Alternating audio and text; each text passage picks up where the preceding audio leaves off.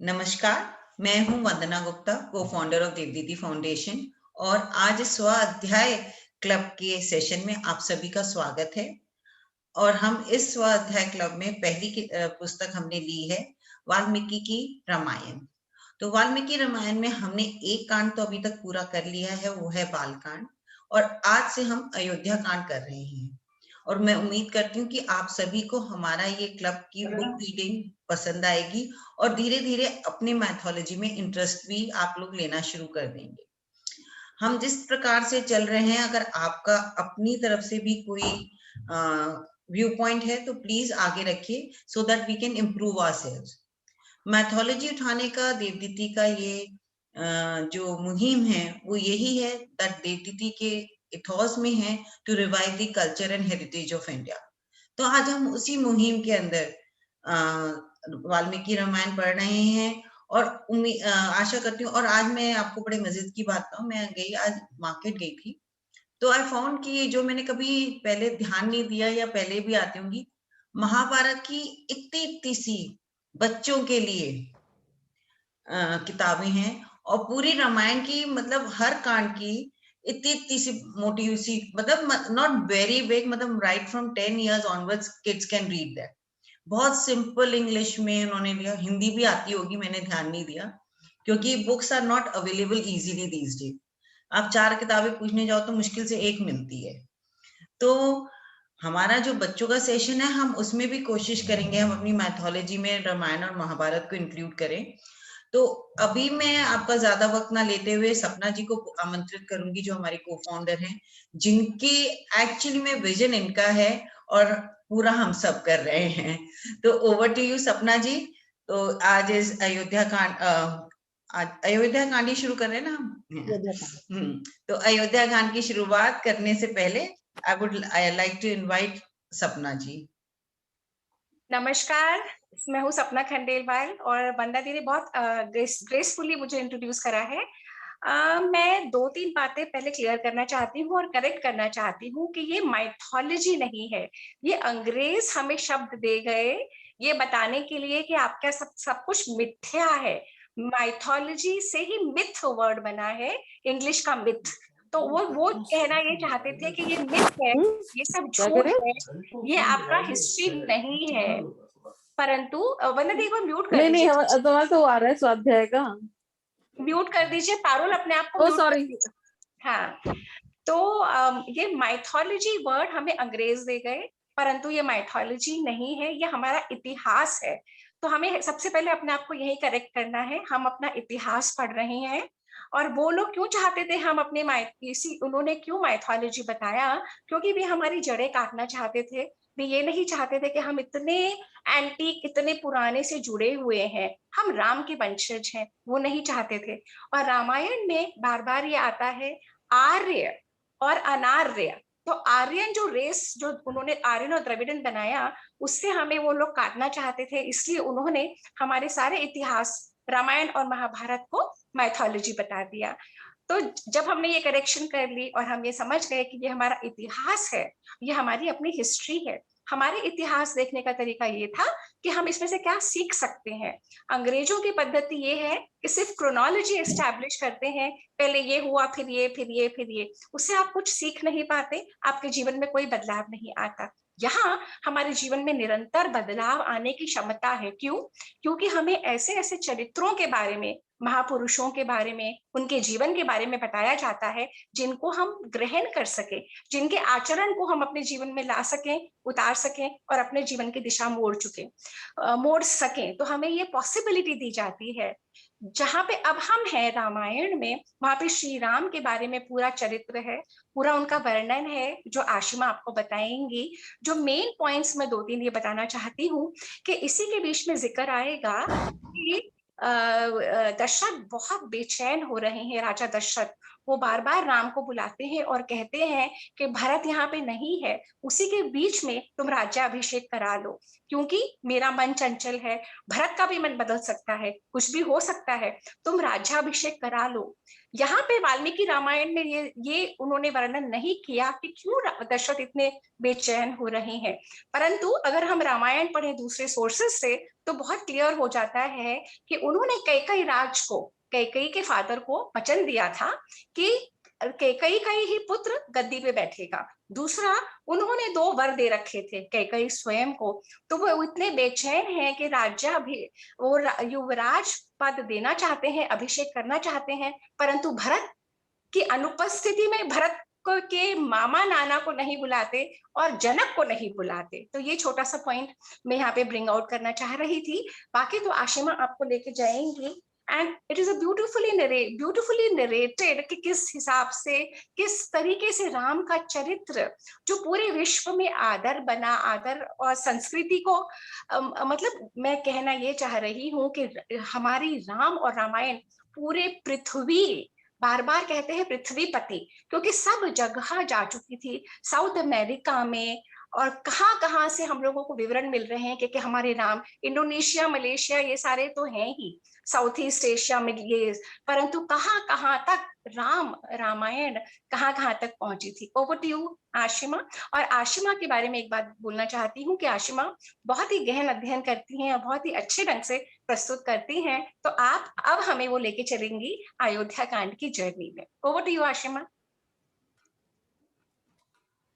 नमस्कार सभी जो भी स्वाध्याय क्लब के में इस टाइम उपस्थित हैं, सभी को मेरा प्यार भरा नमस्कार, और सपना जी को थैंक यू मुझे इंट्रोड्यूस करने के लिए। तो आज मैं आपको अयोध्या कांड में स्टार्टिंग से शुरू कर रहे हैं। लास्ट एपिसोड में या लास्ट वीक हमने ये डिस्कस किया था कि श्री रामचंद्र जी की मैरिज होती है जब वो सीता जी के साथ, और उनके लक्ष्मण और शत्रुघ्न और भरत भी जब मिथिला जाते हैं तो उनकी भी शादी होती है, और उसके बाद वो किस तरह से सम्मान पूर्वक परशुराम जी को सारी बातों से संतुष्ट करते हैं। और आज से हम स्टार्ट कर रहे हैं अयोध्या कांड।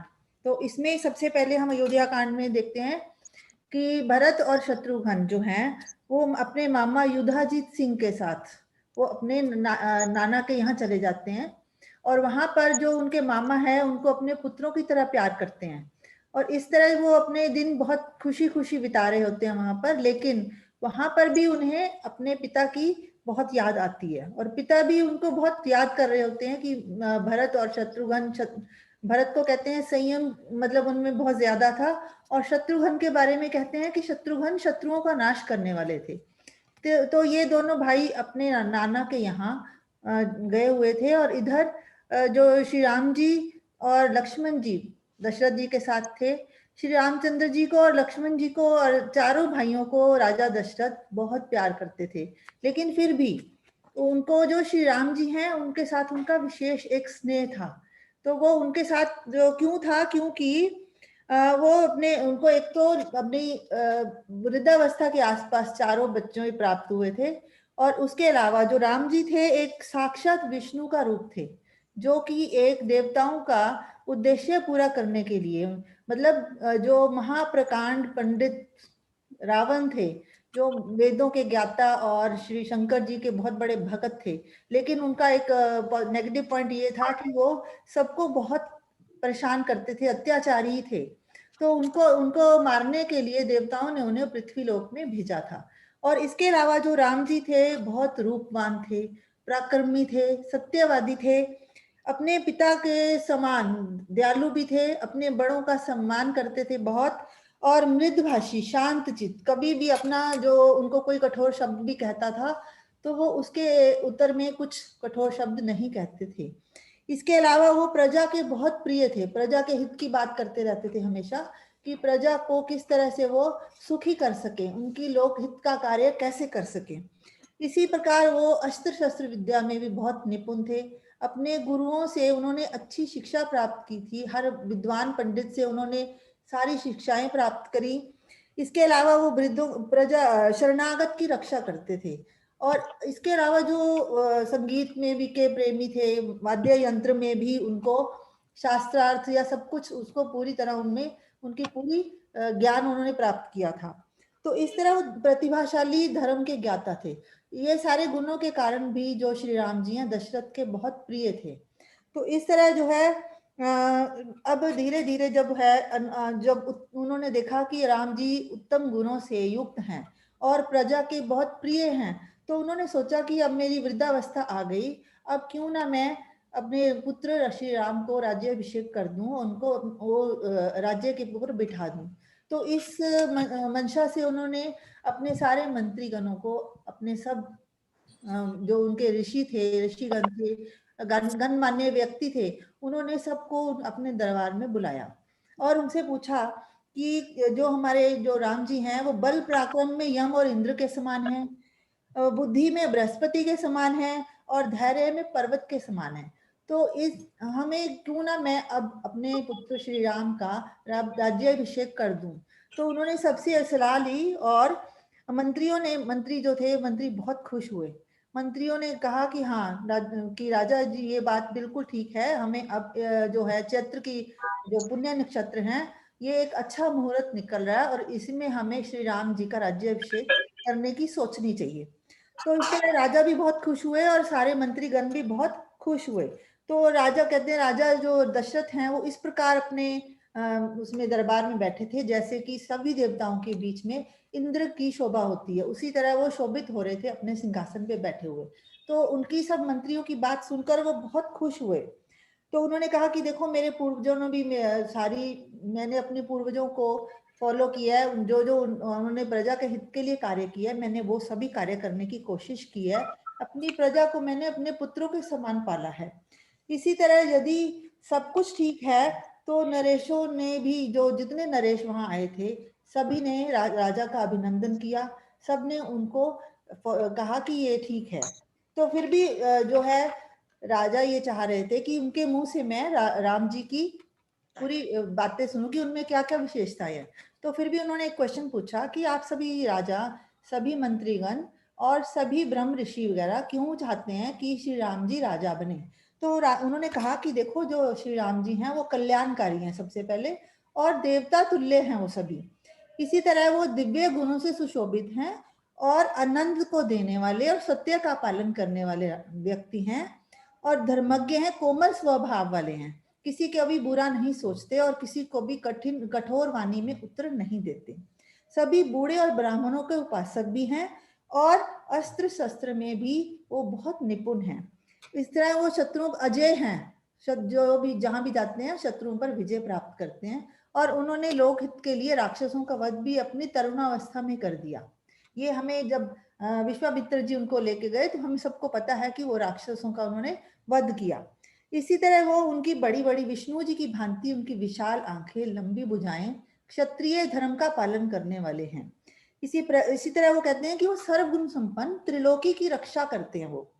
तो नगर के बूढ़े, जितने भी बूढ़े बड़े हैं, वो सब ये प्रार्थना करते रहते हैं कि किस प्रकार हमें कब श्री राम जी राजा के रूप में प्राप्त होंगे।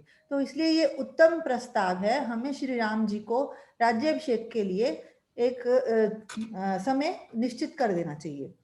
तो सभी सभासदों की स्वीकृति उनको प्राप्त हो गई, तो फिर उन्होंने अपने ज्येष्ठ पुत्र श्री राम को बुलवाने के लिए भेजा और उन्होंने ब्राह्मणों से ये कहा कि ठीक है, मैं चैत्र मास आ गया, मैं पुण्य नक्षत्र में अब जल्दी से राजा राम जी का अभिषेक करूंगा, तो आप आवश्यक सामग्री जुटाएं। तो उन्होंने वशिष्ठ जी से कहा कि आप सभी जो भी जरूरत की वस्तुएं आवश्यक हैं राज्याभिषेक के लिए, आप उसको एकत्रित करें।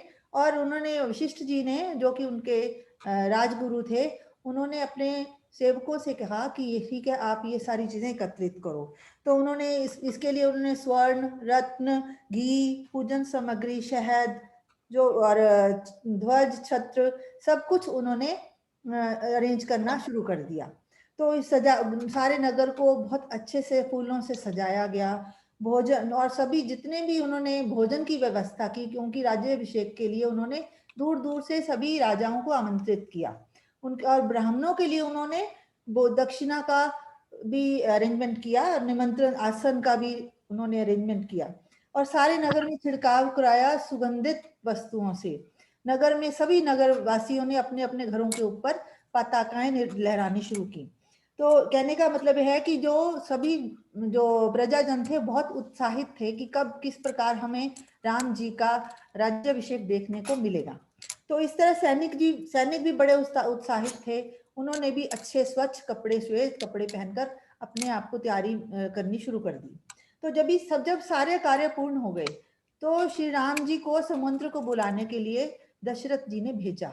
तो सुमंत्र जी अपने रथ पर चढ़कर श्री राम जी को लेने जाते हैं उनके महल में, और सबसे पहले राम जी आते हैं और सबको, अपने पिता को, बड़े और सभी सभासदों को, सभी गणमान्य व्यक्तियों को वो प्रणाम करते हैं। और पिता उनको देख के बहुत प्रफुल्लित होते हैं, क्योंकि उनका विशेष स्नेह होता है, इसलिए राम जी को देखकर वो, उनके आंखों में एक प्यार से अश्रुपूर्ण, मतलब जिसको आंखें हैं, उनको बहुत खुशी होती है उनको देखकर। तो इस प्रकार वो जैसे ही आते हैं तो वो उनको वो अपनी छाती से लगाते हैं और बहुत खुशी महसूस करते हैं कि मेरा राम अब राजा बनेगा। इस प्रकार अपने मंत्रियों और सेनापतियों और सभी व्यक्तियों को वो प्रसन्न करके तो राम जी उनको अपने पास सिंहासन पे बिठाते हैं। श्री राम जी दशरथ जी के पास अपने सिंहासन पर बैठते हैं।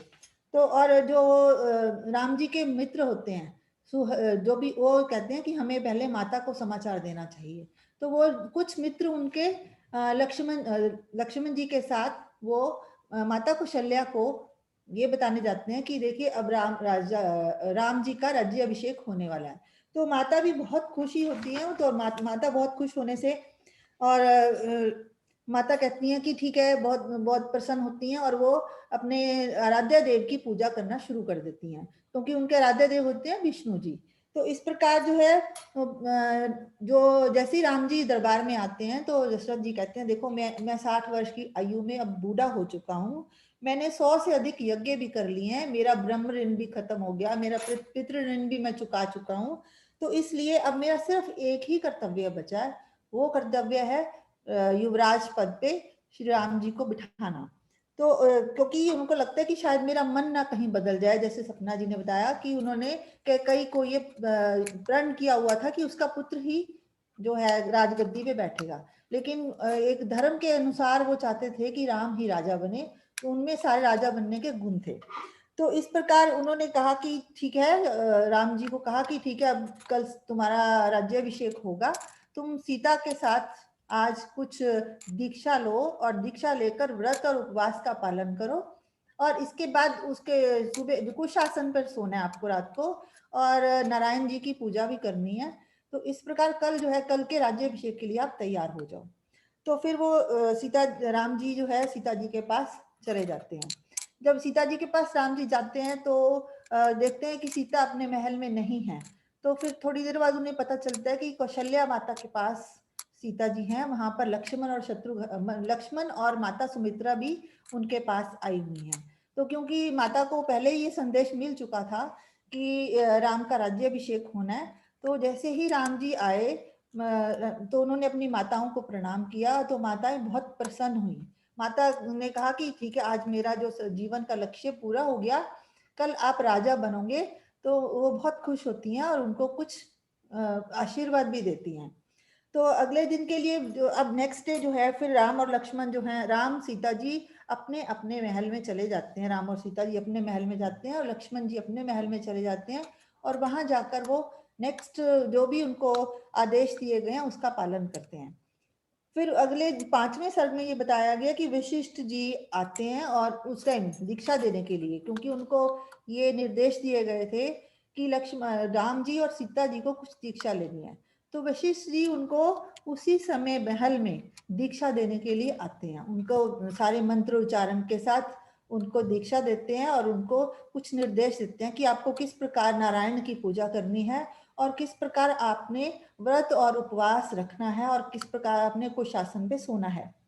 और जो जैसे ही वो महल में प्रवेश करते हैं तो देखते हैं कि राम जी का महल बिल्कुल श्वेत, बहुत चंद्रमा के समान श्वेत है, उसमें नक्काशी की हुई है, पशु पक्षी जो हैं, जो पक्षी हैं उनका कलरव ध्वनि उनको सुनाई देती है। और जैसे वो गांव से अपने शहर से जब निकलते हैं वो देखते हैं कि लोग इतने उत्साहित हैं कि वो रात सोचते हैं कि सुबह कब होगी, लोग आपस में बात करते हैं कि कब सुबह होगी और हमें राम जी का राज्याभिषेक देखने को मिलेगा। तो सब लोग इतने उत्साहित होते हैं कि वो लोग जो वशिष्ठ जी हैं रास्ते में बहुत प्रसन्न होते हैं। तो इस प्रकार उनको दीक्षा देकर वशिष्ठ जी वापस आ जाते हैं। इसी टाइम जो है उन्होंने राम सीता जी ने जो चौथे प्रहर में उठते हैं, चौथे प्रहर में 3 प्रहर सोते हैं और चौथे प्रहर में राम जी उठते हैं और माता की आज्ञा लेकर उपासना पूजा करते हैं और मधुसूदन को अपने नित्य कार्यों से निवृत्त होकर वो अपनी पूजा उपासना में लग जाते हैं। तो अब जैसे ही वो देखते हैं कि अयोध्यापुरी को किस प्रकार सजाया जाता है, तो वो अपने महल के ऊपर जाते हैं और देखते हैं कि सभी नगरवासी कितने उत्साहित हैं और किस प्रकार नगर की शोभा बढ़ी हुई है। इतने में क्या होता है कि रानी कैकेयी की जो दासी होती है, जो कैकेयी नगर से ही उनके साथ आई होती है, तो कहते हैं उसके बारे में किसी को कुछ नहीं पता, उसको कुब्जा कहते हैं, वो उसकी सेवा के लिए, रानी कैकेयी की सेवा के लिए उनके मायके से ही आई होती है। तो वो एक रात सुबह उठते ही वो देखती है ऊपर जाकर कि नगर में क्या हो रहा है, सब लोग इतने उत्साहित क्यों हैं। और वो इतने में देखती है कि वहां पर राम जी की धाई माता वहां खड़ी होती हैं और उनको पूछती है कि आज नगर में क्या हो रहा है, लोग इतने प्रसन्न और उत्साहित क्यों हैं। तो वो उनको बोलती हैं कि अच्छा, जो राम जी हैं उनका राज्याभिषेक होने वाला है और सभी नगरवासी वहां जाने की तैयारी में है। तो उसको बहुत गुस्सा आता है, वो खुश नहीं होती, वो बहुत गुस्सा आता है कि ये ऐसा क्यों हो रहा है। तो वो फटाफट नीचे जाती हैं, कैकेयी को बोलती हैं, कैकेयी देख तेरा अमंगल हो रहा है, तू सो रही है और तेरा अमंगल हो रहा है, तेरा पति तेरे सामने तो चिकनी चुपड़ी बातें करता है लेकिन तुझसे सब कुछ छीन रहा है, तू उठ, तू दुख के समुद्र में डूबने वाली है, तू जल्दी से उठ और अपना अमंगल को रोक। इसी तरह वो कहती है कि तू तो चिंता के शोक में डूबने वाली है। तो कैकेयी पूछती है कि ऐसा क्या हुआ कि तुम मुझे ऐसे कह रही हो। तो वो कहती है कि देख, राम का जो तुम्हारा सौत का बच्चा है राम, उसका राज्याभिषेक होने वाला है। तो वो कहती है ये तो बड़ी खुशी की बात है कि मेरा राम राजा बनने वाला है, क्योंकि वो तो मुझे अपनी माता से भी अधिक स्नेह करता है। तो बहुत अच्छी बात है कि वो राजा बनेगा। तो वो उसको एक आभूषण भेंट करती है। तो वो उसको मंथरा को इतना गुस्सा आता है कि वो आभूषण फेंक देती है। कहती तू बेअक्ल है, बुद्धि नहीं है तुझे। आभूषण फेंकती है, कहती है तेरे को तो पता ही नहीं है कि तू कहाँ क्या कर रही है, तू तो क्लेश में है, दुखी है, और तू मेरे को अपने आभूषण गिफ्ट कर रही है, तू मुझे उपहार दे रही है, तुझे कुछ नहीं पता। तो राम लक्ष्मण तो दोनों एक दूसरे के हैं। अगर राम को वो लक्ष्मण जी इतना फॉलो करते हैं तो तेरी तो कोई कुछ भी से नहीं होगी, तेरे को कोई नहीं पूछेगा। भरत शत्रुघ्न ऑलरेडी अपने मायके मामा के यहाँ गए हुए हैं, तो इसलिए उनको जानबूझ के भेजा गया ताकि उनके होते राम को हम राजा नहीं बना पाएंगे। तुझे अक्ल नहीं है तो तू जा, राम तो विद्वान है, लोग उसी को फॉलो करेंगे। तो इस प्रकार उसको पूरा उकसाती है कि किस तरह जो है कैकेयी अपने पुत्र को राजा बनाई। तो उसको कहती है कि तुझे तो अपने फिर वो 2 वरदान जो उन्होंने लिए थे कैकेयी ने राजा दशरथ से, तो उसको याद कराती है कि देख कैकेयी, राम धर्मज्ञ सत्यवादी हैं, तो तू कोई ऐसी युक्ति कर, तू अपने वर मांग। तो उसको याद कराती है कि किस प्रकार देव असुर संग्राम में तूने राजा दशरथ की जो है तूने हेल्प करी थी, उनको बचाया था। तो उसको कहती है कि देख, शंबर नाम का राक्षस था, शंबर नाम का राक्षस जो है दंड कारण्य वन में वैजंत नगर में उसने जब राजा दशरथ देवताओं की हेल्प करने के लिए वहां गए थे, तो उस समय उन्होंने बहुत जो मायावी राक्षस था उन्होंने घायल कर दिया था दशरथ जी को। तो तुमने अपने प्राणों पे खेलकर दशरथ जी के प्राण बचाए थे। तो राजा ने तुम्हें बोला था कि तुम्हें 2 वरदान मैं देना चाहता हूँ। तो तुमने कहा ठीक है, इसको मेरी धरोहर के रूप में रख लो, मैं कभी भी मांग लूंगी। तो उन्होंने कहा देखिए, ये एक उपयुक्त वक्त है जिसको देख, जब तुम्हें 2 वरदान लेने का समय आ गया, तुम 2 वरदान मांगो। एक वरदान मांगो भरत का राज्याभिषेक, और दूसरा तुम ये मांगो कि जटा धारण करके और चर्म वस्त्र में श्री राम 14 वर्ष तक जमीन पर रहें, उस वन में ही वास करें और 14 वर्ष तक उनका नगर में प्रवेश नहीं होना चाहिए। तो कैकेयी को ये बात बहुत अच्छी लगती है। वो कैकेयी को आशिमा, मैं एक पॉइंट यहाँ पे लाऊं क्योंकि मैं भी भूल जाऊंगी। तो जो हम ये पढ़ते हैं ना रामचरितमानस में ये बताया है कि मंथरा के ऊपर सरस्वती आती है और उनकी बुद्धि फेर जाती है ना।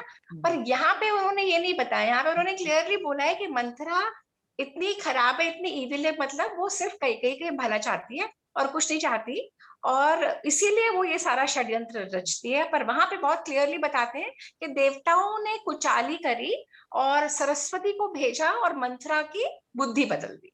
ये पॉइंट बताना चाहती 22 सर्ग में बताएंगे, 22 सर्ग में ये वाला थोड़ा सा रिलेटेड है। हाँ, यहाँ पे बात नहीं बताई, ये 22 सर्ग में है। तो वो कहती है, उसको युक्ति बताती है कि राजा को तुमने किस प्रकार बताना है, ये नहीं राजा मानेंगे नहीं, तुम मैले कुचले वस्त्र पहनो, तुम कोप भवन में जाओ, तुम अपने आभूषण उतार दो, सारे फेंक दो, और राजा तुम्हें लुभाने की कोशिश करेंगे, रत्न देंगे, तुम्हें लालच देंगे, पर तुमने बिल्कुल नहीं मानना। तुमने शपथ दिलानी है राजा को कि राजन पहले शपथ ग्रहण करो, तब मैं आप, नहीं तो मैं विष खाकर अपनी जान दे दूंगी। तो इस प्रकार इस कैकेयी को बहुत अच्छा लगता है कि कहती है कि तुम ही मेरी हितैषी हो, मैं जैसे ही राम राजा बनेंगे तो मैं तुम्हें अपनी दासियों की हेड बना दूंगी, और तुम्हें तुम्हारा जो उसको ये कहती है कि जो तुम्हारा कुबड़ापन है उसके ऊपर मैं सोने की माला चढ़ाऊंगी, चंदन का लेप करूंगी। उसकी तारीफ करती है कि तुम बहुत सुंदर हो, तुम्हारा मुख बहुत उज्जवल है, तुम्हारे पैर बड़े हैं, तुम चाहे कुबड़ी हो लेकिन फिर भी बहुत सुंदर हो। तो इस प्रकार वो उसके वश में आ जाती है रानी कैकेयी, और अपने कोप भवन में चली जाती है। तो इस प्रकार ये 10वें सर्ग में ये आता है कि राजा दशरथ जैसे ही देखते हैं अपनी रानियों को, सोचते हैं कि मैं अपनी रानियों को भी ये सूचना दे दूं कि श्री राम जी कल राजा बनने वाले हैं। तो पहले कैकेयी के पास जाते हैं, क्योंकि कैकेयी उनकी सबसे प्रिय रानी थी, सबसे छोटी भी थी और बहुत प्रिय रानी थी। और ये भी बताया गया कि जो रानी कैकेयी के कारण वो अपनी दूसरी रानियों के साथ कई बार अन्याय भी कर देते थे। तो जैसे ही वो कैकेयी कहते हैं जमीन पे लौट गई, उनके वस्त्र, उन्होंने अपने जो आभूषण थे, बड़े बेशकीमती आभूषण, उन्होंने जमीन पर ऐसे फेंके जैसे कि तारे बिखरे हों जमीन पर। तो इस प्रकार चारों तरफ उनके, उन्होंने मैले कुचले वस्त्र पहनकर, बाल खोलकर वो लेट गई। तो जैसे ही राजा दशरथ अंदर आए तो उन्होंने रानी को देखा कि रानी अपने महल में नहीं है। तो उसको बताया जाता है, राजा जी को बताते हैं कि रानी तो कोप भवन में है। तो एकदम से वो बड़े परेशान होते हैं और फटाफट कोप भवन में चले जाते हैं। जैसे देखते हैं कि उनकी रानी जो है जमीन पे लेटी हुई है और उनकी आंखों में आंसू हैं और बड़े गुस्से में वो हैं। तो पहले पूछते हैं कि कैकेयी कि क्या हुआ, तुम्हें तुम्हारा किसने अनिष्ट किया, तुम किसकी इतनी हिम्मत हो गई कि तुम्हें इस अवस्था में पहुंचा दिया, तुम मुझे बताओ, मैं उसका प्राण हर लूंगा। तो इस प्रकार रानी उनको अपने उनके बाल देखकर उनको अपनी गोदी में बिठाकर, गोदी में उनका सिर रखकर पूछते हैं कि तुम मुझे एक बार बताओ, तुम्हारे दुख का कारण क्या है, तुम इतनी दुखी अवस्था में क्यों हो। तो रानी कहती है कि दशरथ जी, मुझे मेरा किसी ने उपकार नहीं किया, किसी ने मेरी निंदा नहीं की, किसी ने भी मुझे कुछ नहीं कहा। मेरा एक मनोरथ है जिसकी आपको पूर्ति करनी है। तो वो मनोरथ आप पहले प्रतिज्ञा करें कि मैं आपकी जो है मेरे मनोरथ की पूर्ति करेंगे। तो राजा ने बोला ठीक है कि राम के बाद तो तुम सबसे प्रिय मुझे तुम ही हो, तो तुम जो भी बोलोगी मैं तुम्हारा करने की कोशिश करूंगा। तुम बताओ कि तुम अपने वचन से बताओ कि तुम्हें क्या कष्ट है, तो तुम शंका मत करो, मैं तुम्हारा हर कार्य पूरा करूंगा। तो कैकेयी प्रसन्न हो जाती है और राजा कैकेयी के वश में हो जाते हैं उस टाइम। और उसको लगता है मेरी स्वार्थ सिद्धि का पूरा पूरा समय आ गया। तो वो बोलती हैं कि सभी इंद्र आदि देवता, गंधर्व, किन्नर सभी साक्षी बने कि राजा जो है मेरे वचन पूर्ति के मुझे प्रतिज्ञा कर रहे हैं। तो फिर वो याद कराती हैं कि देखो राजा, आप सत्यवादी हो, आपको मैंने देवासुर संग्राम में आपकी रक्षा की थी और उस टाइम आपने मुझे 2 वर दिए थे, और वो 2 वर मैं आपसे इस टाइम मांगना चाहती हूँ। तो राजा बोलते ठीक है, मैं तुम्हें वर देने के लिए तैयार हूँ, तुम बोलो। तो रानी पहले राम जी की शपथ ग्रहण कराती हैं उनको कि पहले आप राम जी की शपथ ग्रहण करिए कि आपको ये वचन पूरे करने हैं। तो राजा जी पूछते हैं, राजा दशरथ, और रानी कहती हैं कि ठीक है, मुझे 2 मेरे वरदान है। पहला वरदान तो ये है कि भरत को निष्कंटक राज्य अभिषेक किया जाए, राजा बना दिया जाए अयोध्या का। और दूसरी मेरी ये वर है कि मुझे श्री राम जी को आज ही 14 वर्ष तक जटा धारण करके और पृथ्वी पर शयन करने के लिए वो दंडकारण्य वन में चले जाएं। तो राजा एकदम जैसे ही सुनते हैं तो वो बेहोश हो जाते हैं, मूर्छित हा राम करके। वो पहले उनको लगता है कि शायद मैं कुछ गलत सुन रहा हूँ, तो वो हा राम करके वो मूर्छित हो जाते हैं, लंबी सांस खींचते हैं, बहुत लंबी उनको। तो वो बहुत परेशान होते हैं। तो एक बार फिर वो बोलते हैं, अरे दुराचारिणी, तू ये बता कि राम जी ने तेरा क्या बिगाड़ा, वो तो कौशल्या से अधिक तुझे मानता है और तू उसके लिए ये वाली वर क्यों मांग रही है। तू भरत को राज्य दे दे, लेकिन राम जी को तू वन क्यों भेजना चाहती है। वो कहते हैं कि मुझे तो बुढ़ापे में ही संतान प्राप्त हुई है और राजा राम में सब गुण हैं जब राजा बनने के, और फिर तू मैं उसके बिना कैसे जिंदा रहूंगा। अगर राम वन चले गए तो मैं जिंदा ही नहीं रहूंगा। और तुम्हें क्या लगता है कि भरत राज्य को ले लेगा? भरत भी तुम्हें त्याग देगा। और अगर भरत राजा बनते हैं तो मैं अभी से, इसी क्षण से तुम्हें और रानी को मैं तुम्हें त्याग कर दूंगा। तो रानी को कैकेयी को कोई फर्क नहीं पड़ता।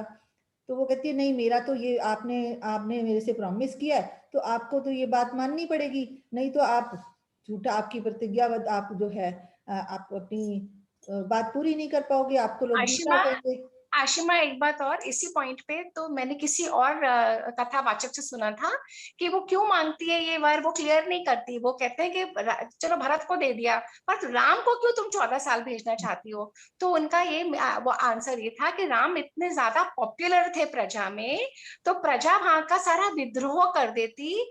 तो वो चाहती थी कैकेयी कि कम से कम 14 साल तक भरत का, जब प्रजा देखेगी अच्छे से कि प्रजा भरत ठीक से राज कर पा रहा है, तब शायद प्रजा भरत को स्वीकार कर ले। उसके मन में इतना डर था कि राम का इतना प्रभाव है, श्री राम का पूरे विश्व में, पूरी पृथ्वी में, तो अयोध्या की प्रजा एक्सेप्ट नहीं करेगी। शी न्यू दैट, तो दैट्स व्हाई शी वांटेड कि 14 साल का उनका वनवास हो जाए। वो यहाँ पे भी है, ये वाला पॉइंट इसमें भी है, इसमें भी है ना। हाँ हाँ।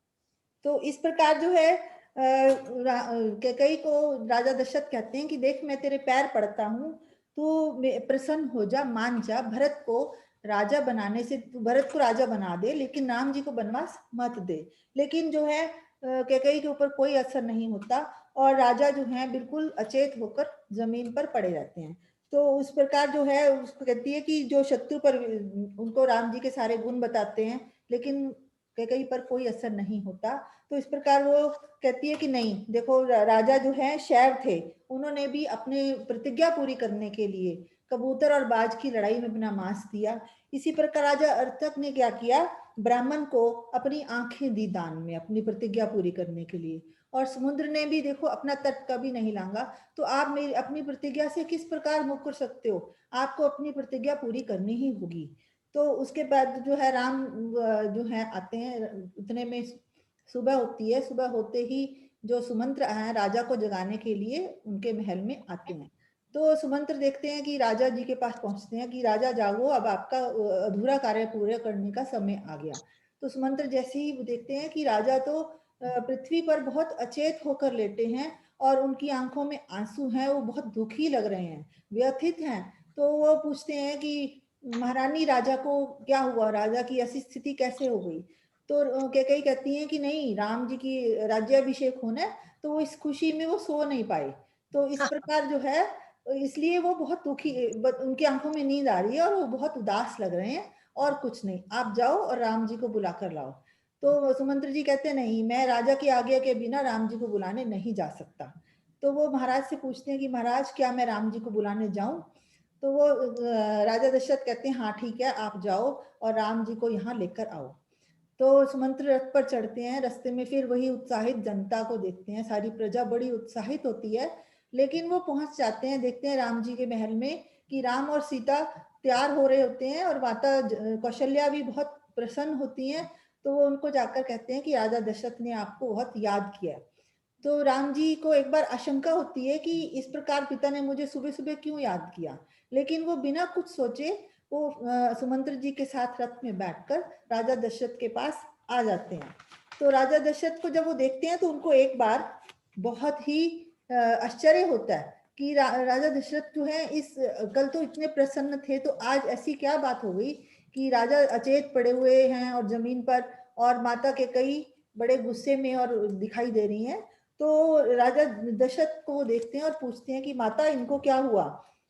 तो उधर से रानी जो कह रही होती है कि नहीं, रानी अपनी उसके पहले जो है, जैसे राम जी नहीं आए होते तो वो फिर उनको याद कराती हैं कि राम जी को कि आपको तो भेजना ही होगा, जो आप नहीं तो भरत जो है, भरत के साथ अन्याय हो जाएगा। लेकिन वो राजा दशरथ ये भी कहते हैं कि नहीं, कि अगर मैं राम जी को वन भेज देता हूँ तो मैं तुम्हारी प्रतिज्ञा तो पूर्ण कर लूंगा, लेकिन मैंने जो कल सभी सभा घर में मैंने डिस्कस नहीं किया था, ये पूरे दरबार में मैंने सबसे बोला था कि राम जी राज्याभिषेक करना है।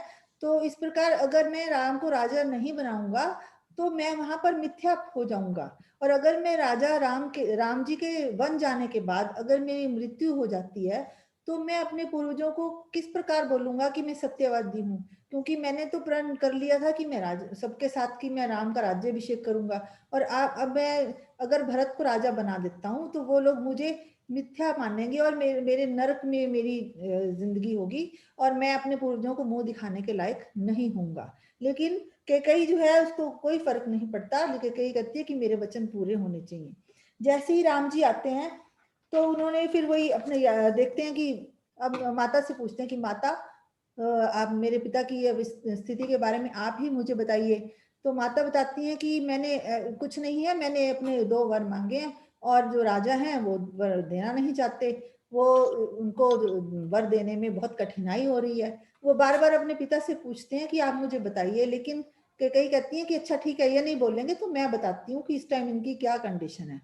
तो वो उनको बताती हैं कि मैंने 2 वर मांगे थे, तो एक वर मैंने आज ये मांगा है कि भरत को राज्य मिले, और दूसरा वर मैंने ये मांगा है कि मुझे राम जी 14 वर्ष तक तुम जो है अपने वनवासी भेष में 14 वर्ष तक वन में ही रहोगे, अयोध्या में नहीं आओगे। तो राम जी एकदम कहते हैं कि मतलब यहाँ पर राम जी का एक चरित्र जो बहुत अच्छा दिखाई देता है कि एक तरफ तो वो राजा बनने वाले होते हैं और इतने में इनको जो वन में जाने का जो आज्ञा मिलती है, आदेश दिया जाता है, तो उस टाइम वो इतने धैर्यवान होते हैं। यहाँ पर उनकी जो धैर्य की पराकाष्ठा जिसको कहते हैं, वो बिल्कुल भी विचलित नहीं होते। तो और वो कहते हैं ठीक है माता, अगर आपकी ये इच्छा है, पिताजी की ये इच्छा है और मेरे कारण अगर मेरे पिता का वचन पूरा होता है तो मैं वन में जाने के लिए बिल्कुल तैयार हूँ। तो लेकिन उस टाइम ये कहते हैं कि जिस टाइम ये होता है कि आप एक बहुत बड़ा कंपैरिजन किया गया यहाँ पर कि जिस समय राजा बनने के टाइम से पहले, वन जाने से पहले राम जो हैं शैया पर सोते हैं बहुत अच्छी, और एकदम से उनका जीवन चेंज होने वाला होता है कि वो कुश आसन पर सोएंगे, एकदम ड्रास्टिक चेंज होता है। इसी प्रकार यहाँ पर वो एक स्वादिष्ट भोजन, हर रसोईया उनसे पूछता है कि आज क्या बनेगा, लेकिन वो कहते हैं फिर वन में जाना है तो उनको कंदमूल, फल, विषैले पदार्थ खाने पड़ेंगे। लेकिन वो यहाँ पर बिल्कुल अडिग रहते हैं, उनको जो है धैर्य में उनका नहीं होता। तो वो कहते हैं ठीक है माता, इतनी ही बात है तो मैं 14 वर्ष के लिए वन जाने के लिए तैयार हूँ। मुझे बहुत अच्छा लगेगा अगर मेरा भाई भरत जो है अयोध्या का राजा बनेगा, लेकिन आपने ये बात, क्या मैं आपका पुत्र नहीं हूँ? क्या आप मुझे खुद ही अगर ये कहती तो मुझे और भी अच्छा लगता। तो वो इस प्रकार एकदम तैयार होते हैं, लेकिन राजा जो है उनको वन भेजने के लिए तैयार नहीं होते। तो वो ठीक है माता, मैं वन जाने के लिए आज ही वन चला जाऊंगा, तो मैं माता कौशल्या की आज्ञा लेकर आ रहा हूँ। तो जब वहां से निकल के वो माता कौशल्या के पास जाते हैं, और माता कौशल्या को अभी तक ये बात नहीं पता होती।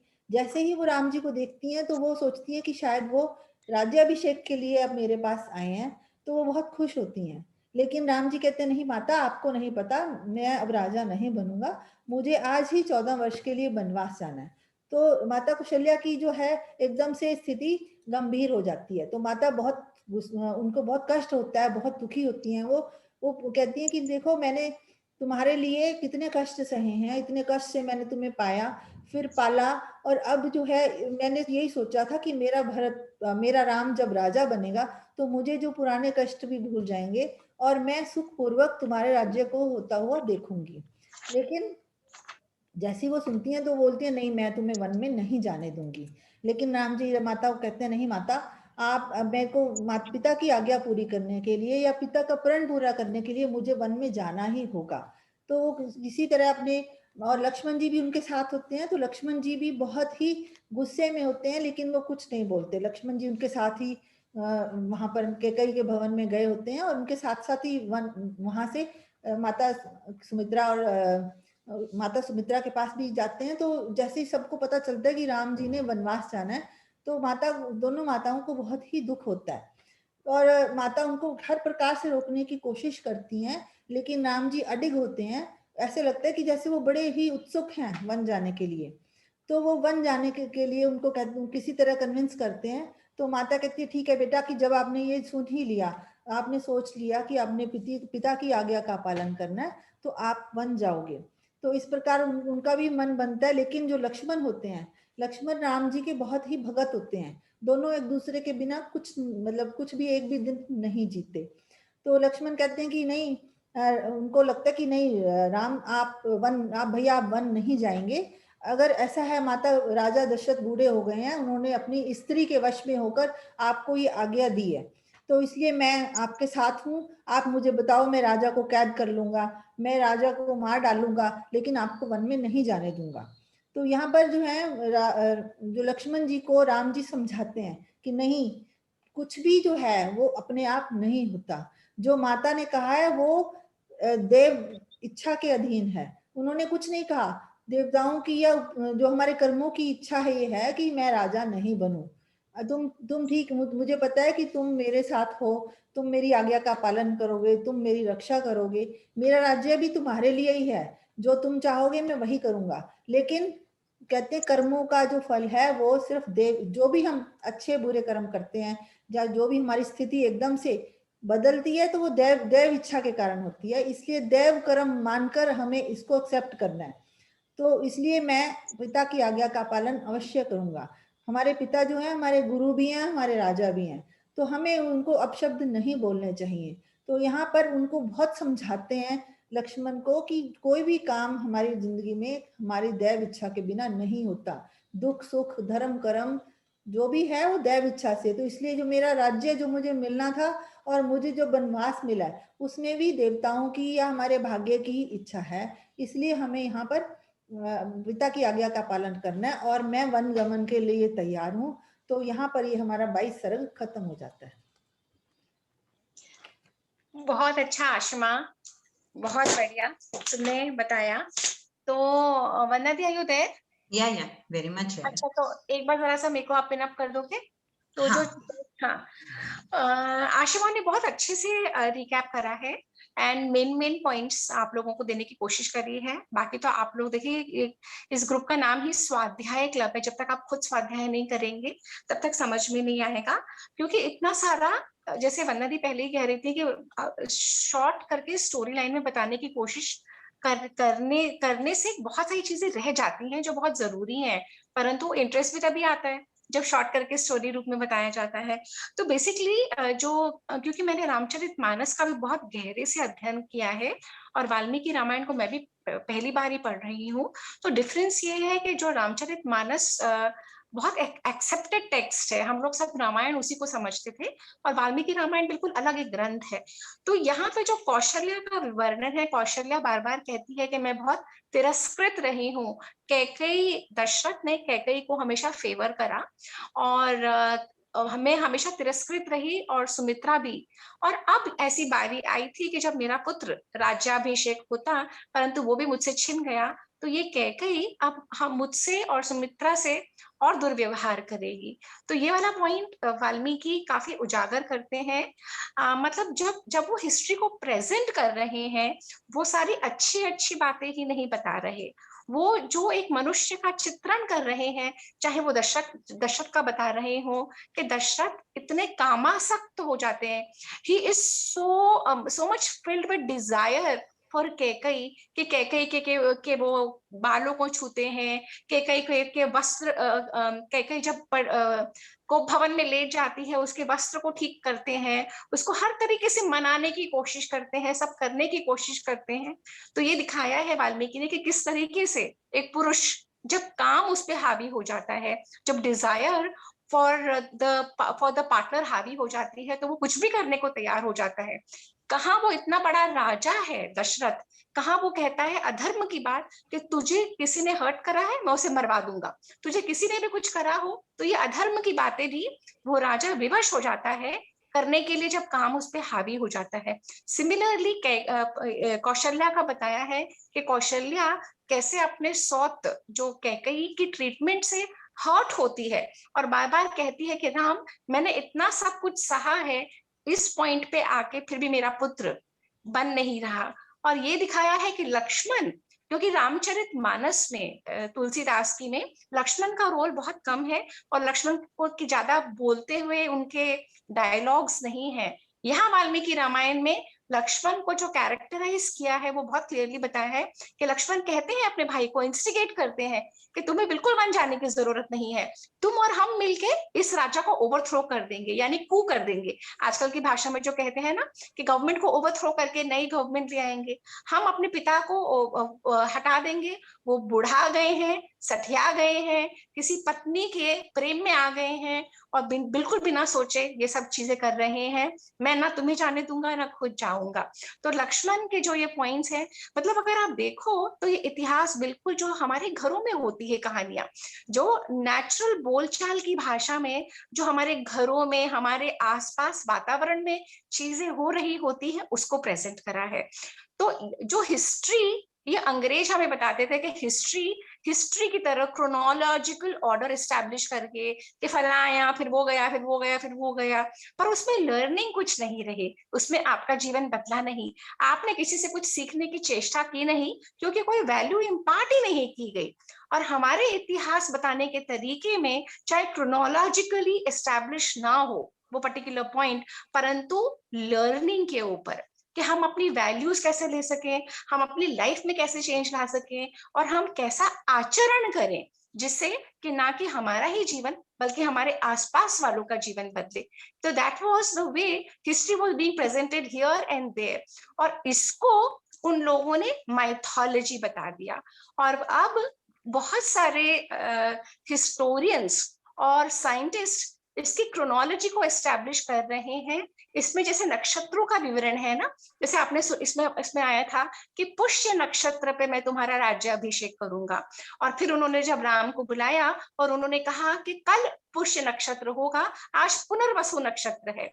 तो बहुत सारे साइंटिस्ट ने सॉफ्टवेयर में जाके पूरा डेटा एस्टैब्लिश करा है कि राम का राज्याभिषेक कब हुआ था, राम को युवराज कब बनाया गया था, राम को कब वन के लिए बोला गया था, राम कब लौट के आए। So with all the astronomical influences जहां जहां पे भी हैं, वो सारा डेटा को लेके, तो बहुत सारे साइंटिस्ट हैं, जिससे अगर आप लोगों में से कोई करना चाहे तो डॉक्टर नीलेश कंठ ओक है, उन्होंने बहुत बड़ी स्टडी करी है, और एक वेदवीर आर्य हैं, और भी कई सारे लोग हैं जो इसको बहुत साइंटिफिकली स्टडी कर रहे हैं टू प्रूव कि सारे जो फैक्ट्स हैं इसमें, सारे जो फैक्ट्स हैं, जैसे अब हमें अस्त्रों का बताते हैं कि ये जो दिव्यास्त्र हैं और अलग अलग अस्त्र हैं, और हम सोचते हैं कि जो हम, क्योंकि हमने मूवीज में देख लिया कि यहाँ से कुछ आ रहा है, वहां से कुछ आ रहा है, अटैक हो रहा है ना, और हमें लगता है ये सब फॉल्स है। पर आजकल की मिसाइल्स क्या है, आजकल की जो मिसाइल्स हैं, हीट सेंसिंग मिसाइल्स हैं, ड्रोन्स हैं, जो इस तरीके की मिसाइल्स बन गई हैं कि एक पर्टिकुलर हीट सेंसर पे और आर्टिफिशियल इंटेलिजेंस की वजह से एक पर्टिकुलर इमेज को उनके ऊपर अगर सुपर इम्पोज कर देते हैं, तो अगर हजारों लाखों लोग एक स्टेडियम में भी बैठे होते हैं ना, वो मिसाइल आइडेंटिफाई करके उस पर्टिकुलर इंसान को, आदमी को खत्म कर सकती है, फिनिश कर सकती है। तो ये जो अस्त्र है उस समय के, जो अब हमारी साइंस वहां पे पहुंची भी नहीं है, जो दिव्यास्त्र हैं या ब्रह्मास्त्र हैं, जो जिन्हें अंग्रेज या सारे विश्व हमें बताते हैं कि माइथोलॉजी ये सब झूठ है, कुछ था नहीं, कुछ है नहीं, तो ये सब एक एक करके आइडेंटिफाई होते जा रहे हैं। राम सेतु आइडेंटिफाई हो चुका है, और वहां पे कहते थे कृष्ण झूठ है, वहां पे द्वारका मिल गई है। एंड दिस इज हाउ धीरे धीरे धीरे, क्योंकि हमारी जो सिविलाइजेशन है वो ऋग्वेद से चली आ रही है, ऋग्वेद में इंद्र का बहुत वर्णन है, और यहाँ पे वाल्मीकि रामायण में इंद्र कई बार आते हैं कि राम को बताया गया है कि इंद्र के तुल्य उनमें क्वालिटीज है, दशरथ की भी। तो इंद्र से हिंद और हिंद से हिंदू बनता, परंतु नहीं, उन्होंने ऋग्वेद को अलग कर दिया, हमें बताया कि आप सिंधु नदी है, सिंधु नदी से हिंदू बना और आप हिंदू बन गए। बेसिकली इट वाज ऑल उन लोगों का प्लान था to keep us apart from our own history. अगर हम हमारी ओन हिस्ट्री पढ़ते तो हम स्ट्रांग बनते। बार बार बताया है कि राम कितने पराक्रमी है, स्ट्रांग है, हमारे सारे देवी देवता शस्त्र लेके चढ़ते, हमारे सारे देवताओं के पास चक्र है और गदा है और पद्म, मतलब all are divine deities have war के हमारे वेपन्स। और हम लोगों को ये बताया गया कि तुम तो अहिंसा करो और बैठ जाओ, अहिंसा करो और जो तुम्हें मारने आए मार खा लो और मर जाओ। तो जो हमारी हिस्ट्री हमें बताई गई वो हमें ही हमारी जड़ों से काट के और हमें इस तरीके की बनाने के लिए कि हम पे सब लोग आके राज्य करे, आक्रमण करके हम पे राज्य कर सके, क्योंकि हम तो अहिंसा के पुजारी हैं। बार बार इस रामायण में वाल्मीकि कहते हैं कि राम जानते थे कि दंड कब देना है, दंड कितना देना है, जो शास्त्रों के द्वारा वध करने लायक है, हत्या नहीं। वध और हत्या में फर्क होता है। जो शास्त्रों के द्वारा, न्याय के द्वारा वध करने लायक है, उसे वध कर देना ही सेंसिबल है, और अन्याय चुपचाप सहते रहना सबसे बड़ा अन्याय है। और जजमेंट हमारा होना कि किस तरीके का व्यवहार हमें कब करना है। राम के बारे में ये बताया कि राम पहल करके मुस्कुरा के बात करते थे। राम कभी वेट नहीं करते थे कि सामने वाला मुझे ग्रीट करे। तो ये हम सब लोगों के लिए लेसन्स है।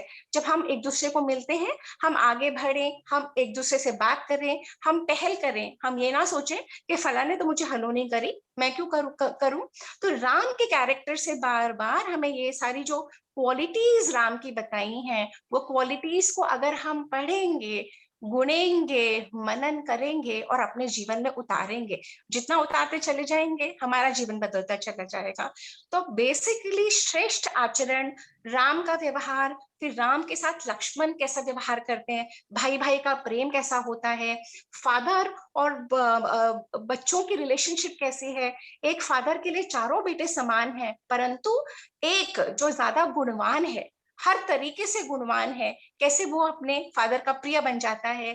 किस तरीके से कैकेयी का रोल है कि कैकेयी राम के लिए बहुत ज्यादा राम के प्रति प्यार करती थी, परंतु कोई एक लेडी आई और उसने पूरा ब्रेन वॉश कर दिया। और जब उसने ब्रेन वॉश कर दिया तो वही कैकेयी का टोटल विजन चेंज हो गया। अब जब वो टोटल विजन चेंज हो गया तो वही कैकेयी को मंथरा प्यारी लगने लगी और बाकी सब उसके अपने उससे दूर हो गए। तो ये हमारे लिए एनालाइज करने का मोड है। कैसे हम अगर कैरिड अवे हो जाते हैं, हम अपनी ही फैमिली से अगर दूर हो जाते हैं, कैसे कुछ लोग हमें कंट्रोल करने की कोशिश करते हैं, कैसे हम अपने आप को बचा सकते हैं, कैसे अपने जीवन की दशा मोड़ सकते हैं, दिशा मोड़ सकते हैं। तो रामायण जो ये टेक्स्ट है ना, ये सिर्फ ना कि पढ़ने के लिए और ना ही स्टोरी समझ के लिए, परंतु उस स्टोरी से समझ के क्या वैल्यूज है जो हम अपने जीवन में अप्लाई कर सकते हैं। और जब हम अपने जीवन में अप्लाई करेंगे तो उसी का जो हम, क्योंकि हमारा आचरण में आता जाएगा, जब हमारे व्यवहार में आता है तो हमारे आसपास जो भी माहौल होता है ना, वो स्वतः ही चेंज हो जाता है। राम के बारे में बार बार कहा है कि राम कभी भी दोष दृष्टि नहीं रखते थे और उपकार नहीं भूलते थे। अगर उपकार नहीं भूलते, छोटे से छोटा भी किसी ने उपकार करा तो राम उसको सर माथे पे रखते थे। और अगर किसी ने हजारों भी उनके साथ खराब व्यवहार करा हो, राम उसे भूल जाते थे। तो क्षमा की भावना और एक्सेप्टेंस की भावना, कब किसको लागू करना है, और शास्त्रों का अध्ययन करते करते भी समय निकालते थे और बड़े बूढ़ों के साथ स्पेंड करते थे टाइम। ये राम की क्वालिटीज में बताया है कि बड़े बूढ़ों के साथ जो टाइम स्पेंड करता है। तो देखिए, अब हमारा जो भी लाइफ है, 25-50 साल के जो भी एज के अब हम हैं, जो हमें वैल्यूज, जो हमें लाइफ में एक्सपीरियंसेस मिले हैं, अगर हमारे बच्चे हमारे साथ वो टाइम स्पेंड करेंगे, हम उन्हें वो लेसन शेयर कर सकते हैं। हम अगर 80-90 साल वालों के साथ बैठेंगे, उनके साथ बात करेंगे, उनके साथ अच्छा व्यवहार रखेंगे, तो वो हमें अपने एक्सपीरियंसेस बताएंगे। क्योंकि हम सब एक लाइफ टाइम में सब कुछ तो नहीं कर सकते, ना सबसे सीख सकते। तो ये बहुत, राम कहते हैं कि अगर आप बड़े बूढ़ों के साथ बैठते हो, उनके साथ, और ये भी बताया उसने कि राम प्रजा के बारे में पूछते थे कि आप ठीक है, आपके साथ सब ठीक हो रहा है, आपके बच्चे आपका ठीक से व्यवहार कर रहे हैं आपके साथ, आपके गुरुओं से पूछते थे आपके शिष्य आपके साथ सही हैं। तो जब एक राजा प्रजा के साथ वो रिलेशनशिप बना लेता है, तो और अगर वो राजा को किसी कारणवश सब कुछ होते सोते छोड़ना पड़ता है, पूरी प्रजा उनके साथ जाने के लिए तैयार थी। और जो धैर्य है वो तो राम की लाइफ का सबसे बड़ा लेसन है। आज सब कुछ है, कल कुछ भी नहीं। आज महलों का सुख है, सारे आसन है, कल कुछ भी नहीं। और उसमें सम रहना और मुस्कुराते रहना, यही जीवन का नाम है। और यही हम सबको रामायण से सीखने को मिलता है। तो और कोई कुछ कहना चाहता है? वंदना दी, वांट टू शेयर समथिंग? नहीं, आपने बहुत कुछ कह दिया है। बच्चा कुछ नहीं। जो मैं शुरू में प्रारंभ में कहना चाह रही थी आशिमा जी, यही कहना चाह रही थी जिस तरह से सपना ने प्रेजेंट किया ना, कि हमारे को स्टोरीज सब पता है, तो उसमें से हमें वैल्यूज या किस, जैसे अब इन्होंने एस्ट्रोलॉजी की बात करी कि किस नक्षत्रों की जो बात हो रही है, या हमें अपने, चाहे हम खुद राजा हैं, हमें अपने घर, अपने जो महल में हमारे विद्वान लोग हैं उनसे एडवाइस लेके ही राज तिलक करना है, चाहे वो बड़ा बेटा हो चाहे छोटा बेटा हो। ये हमारा एज पेरेंट कर्तव्य है, एज राजा कर्तव्य है, लेकिन राजा होते हुए भी हम एडवाइजरी कमेटी से बात करके ही हम एक डिसीजन लेंगे। तो ये सब चीजें हमको ये हाईलाइट करनी। हाँ बिल्कुल, जैसे अब आपने बताया ना वंदना दी, उसी में पॉइंट है कि जो डायनेस्टी हम बोलते हैं ना कि राजा का बेटा राजा बनेगा, उस समय भी दशरथ ने ये बहुत ध्यान रखा था कि उस राजा का बेटे राजा में अगर वो सारे गुण हैं, और वो सारे गुण होने के बाद उन्होंने पहले अपने मंत्रियों से पूछा, मंत्रियों से पूछने के बाद सारे आसपास के राजाओं को इकट्ठा करके पूछा, फिर अपने गुरुओं से पूछा। जब हर एक का देखा, और ये तब जब उन्होंने देख लिया था कि वो प्रजा में इतने पॉपुलर हैं, अगर वो प्रजा में पॉपुलर नहीं होते तो दशरथ उनको, तो ये जो हमें अंग्रेज बार बार बताते हैं ना, या वेस्टर्न वर्ल्ड हमें बताता है कि आप तो कास्टिस्ट हो, आप लोगों के यहाँ तो ब्राह्मण टेरनी और न जाने, this is the divide they created, कि हम लोग हमेशा अपने ही ब्राह्मणों को, अपने ही उनको गालियां देते रहे, क्योंकि हमारे यहाँ हमेशा जाति वर्ण की व्यवस्था थी, हमेशा से जो व्यवस्था थी वो कभी भी जाति पैदाइश पे नहीं थी, वो हमेशा आई एम सॉरी कर्म पे और गुणों पे, वो जाति और वर्ण पे थी। गुणों इन द सेंस कहाँ पे आप पैदा हुए हो और आपकी क्या आप इंक्लिनेशन है। अगर आप ब्राह्मण के भी लड़के हो और अगर आप में बिजनेस ओरिएंटेशन है, you could go in for business. अगर आप बिजनेस फैमिली में पैदा हुए हो और अगर आप लर्निंग में हो इतना, you constantly want to learn new things, ideate, तो then you would become a Brahmin. पर इसको इन लोगों ने फिक्स कर दिया। एक्चुअली क्या चाहते थे, इनका मेन मकसद था हमें रूल करना। हम इतना बड़ा लैंड, ये इतने मुट्ठी भर लोग, अब इनको जो तरीका समझ में आया इन्होंने वो यूज करा।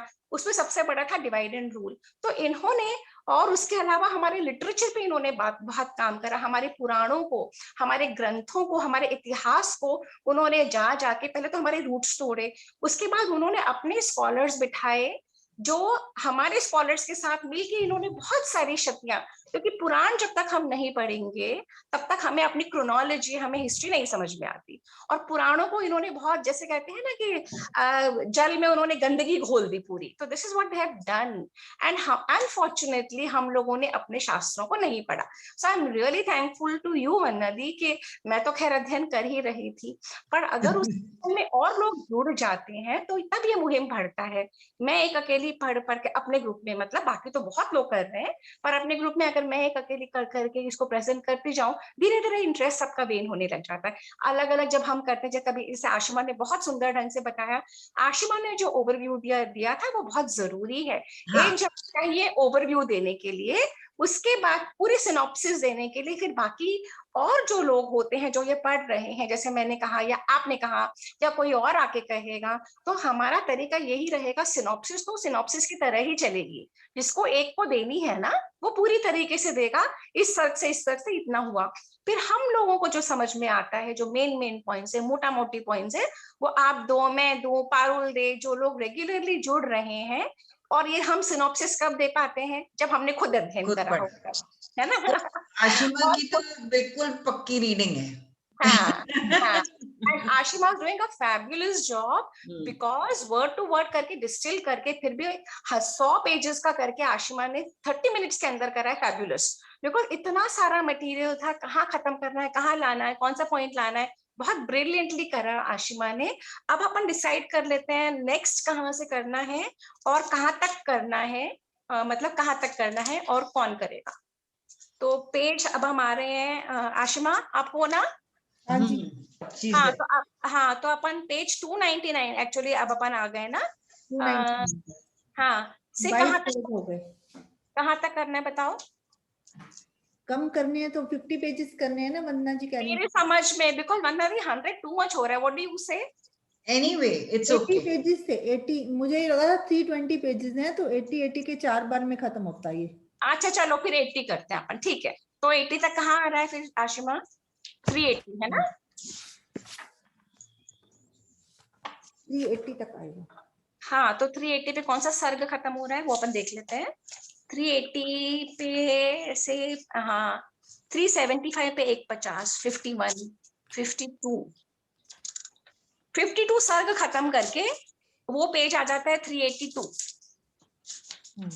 नहीं 384 पे पेज पे खत्म हो रहा है 52 सर्ग।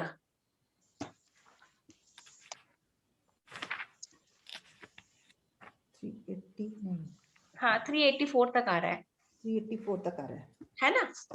तो आशिमा आप डाल दोगे ग्रुप पे? सर। आप आशिमा आप ग्रुप पे डाल दोगे हाँ कि जी, हाँ 50 सर्ग हो 299, जाते हाँ हैं।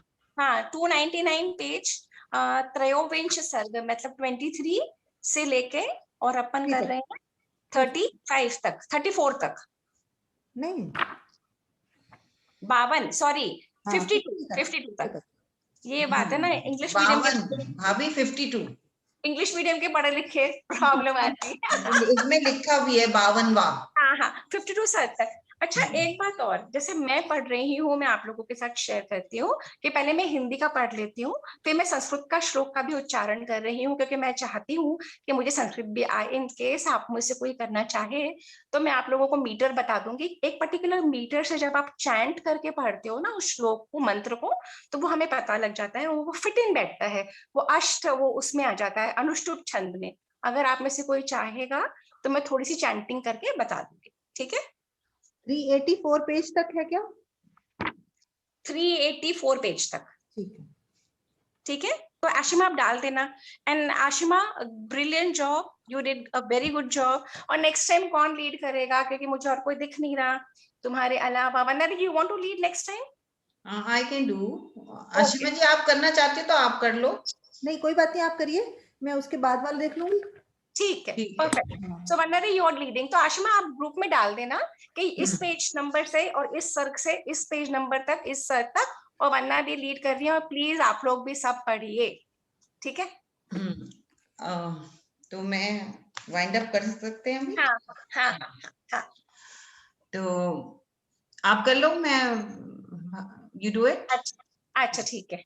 तो नमस्कार, बहुत ही अच्छे ढंग से आशिमा ने आज का प्रेजेंट करा था और पूरी सिनॉप्सिस दी। और हम सबका प्रयत्न ये है सिनॉप्सिस देने का कि आप लोग खुद अपना अध्ययन करें, क्योंकि इतना सारा मैटर थोड़ा सा बता के हम आप लोगों में वो चाह, वो रुचि जगाना चाहते हैं कि आप लोग खुद अध्ययन करेंगे। क्योंकि आप खुद करेंगे ना तो एक गिलास पानी का पीना या एक घूंट पीना, एक गिलास एक लोटा पीना या पूरी नदी का होना, उसी तरीके का फर्क आ जाता है। तो हम सब की गुजारिश है और देवदीदी फाउंडेशन की ये मुहिम में आप सब लोग भी आए, जुड़े और लोगों को जोड़े, क्योंकि वाल्मीकि रामायण एक ऐसा टेक्स्ट है जो बहुत ही कम लोगों ने करी होगी। तो ये पुण्य आपको भी मिलेगा अगर आप लोगों को बताएंगे। तो प्लीज हमारे यूट्यूब वीडियोस शेयर करिएगा, यूट्यूब पे जाएगा ये। और जूम सेशंस में जो भी जुड़ना चाहते हैं please feel free to reach out, हम उनको लिंक भेज देंगे। सो सपना जी 5 तारीख का फ्राइडे नहीं है क्या? चेक करो, मुझे आइडिया नहीं है, मेरा फोन इसी में लगा हुआ है। वंदना दी बताना। अभी मैं पहले कल के सेशन के लिए बता रही हूँ। कल का हमारा स्टोरी टेलिंग सेशन है फॉर किड्स फ्रॉम 1 to 1:30, जिसमें हम पंचतंत्र पुराणों की कथाएं लेते हैं जो बच्चों को बहुत ही इंटरेस्टिंग लग रही हैं और they learn a lot with those stories. तो कल का सेशन है आधे घंटे का 1 to 1:30। और फिर आप सब लेडीज के लिए बहुत सुंदर एक सेशन आ रहा है मंडे को for beautiful you. Home remedies बताएंगे कि आप अपनी त्वचा को, अपने आप को कैसे सुंदर रखें घर के बनाए हुए रेसिपी से। तो we would love to see you all on Monday at 4 o'clock। ये तो है हमारे आगे के सेशंस का। और अगला सेशन हमारा स्वाध्याय क्लब का अगले फ्राइडे है and that is I just tell you 26 है, 26 तारीख को। तो 26 तारीख को हम स्वाध्याय क्लब में अयोध्या कांड को आगे लेके जाएंगे। उससे हमें क्या वैल्यूज मिल रही हैं, क्या हमारे को अपनी प्रैक्टिकल नॉलेज में इंक्लूड करना चाहिए जो हम मिस आउट कर रहे हैं। तो we hope we wish to see more of you in the next session. धन्यवाद, and we'll see you all tomorrow. Thank you.